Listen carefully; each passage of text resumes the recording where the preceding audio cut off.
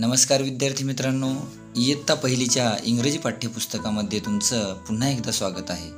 आज आपण unit 2.4 animals I know हा घटक बघणार आहोत। ॲनिमल्स म्हणजे प्राणी, आय नो म्हणजे आय म्हणजे मला आणि नो म्हणजे माहीत असलेले।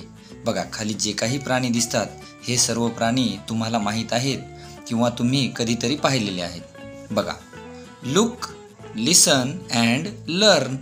लुक म्हणजे बघा, लिसन म्हणजे ऐका आणि लर्न म्हणजे शिका। ठीक आहे, बघा आता या चित्रामध्ये पहा, प्राणी तुम्हाला या रेषेपासून वर काही दिसत आहेत आणि खाली काही।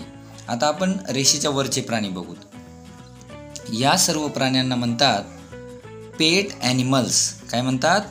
पेट ॲनिमल्स। म्हणजे पेट म्हणजे पाळीव आणि ॲनिमल्स म्हणजे प्राणी, पाळीव प्राणी। मग कोणते आहेत बघा। आता तुम्ही फक्त काय करायचं, चित्र बघायचं आणि त्याचं नाव वाचायचं माझ्या मागे। ठीक आहे, बघा, कॅट म्हणा, कॅट। दुसरा प्राणी गोट म्हणा, गोट। त्यानंतर बघा शिप म्हणा, शिप। आता मी यांचे मराठीमध्ये तुम्हाला नावं सांगत नाही का, कारण चित्र पाहून तुमच्या लक्षात आलं की हे काय आहे। त्यानंतर बघा बफेलो। काय आहे? बफेलो। त्यानंतर पहा हॉर्स। काय? हॉर्स म्हणा, हॉर्स। त्यानंतर काऊ म्हणा, काऊ। नंतर ऑक्स। काय आहे? ऑक्स। त्यानंतर आहे डॉग। काय आहे? डॉग। तर अशा पद्धतीने हे पेट ॲनिमल्स आहेत जे तुम्हाला माहीत आहेत, म्हणजे तुम्ही घरी यांना पाळता।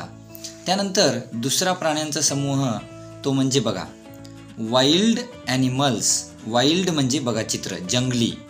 ॲनिमल्स म्हणजे प्राणी। आता आपण बघूयात जंगली प्राणी। ठीक आहे, आता जंगली प्राण्यांची नावं मी तुम्हाला मराठीमध्ये सुद्धा सांगतो। बघा, डियर म्हणा, डियर। डियर म्हणजे हरिण किंवा काळवीट। टायगर म्हणा, टायगर। टायगर म्हणजे वाघ। लॉयन म्हणा, लॉयन। लॉयन म्हणजे सिंह। त्यानंतर फॉक्स। काय? फॉक्स। फॉक्स म्हणजे कोल्हा। नंतर बियर म्हणा, बियर। बियर म्हणजे अस्वल। त्यानंतर गोरिला म्हणा, गोरिला। गोरिला हे एक वानराची जात आहे बघा।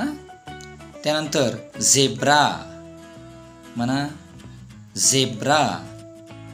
झेब्रा म्हणजे झेब्रा। नंतर उल्फ म्हणा, उल्फ। उल्फ म्हणजे लांडगा। अशा पद्धतीने हे पेट ॲनिमल्स म्हणजे पाळीव प्राणी आणि वाईल्ड ॲनिमल्स म्हणजे जंगली प्राणी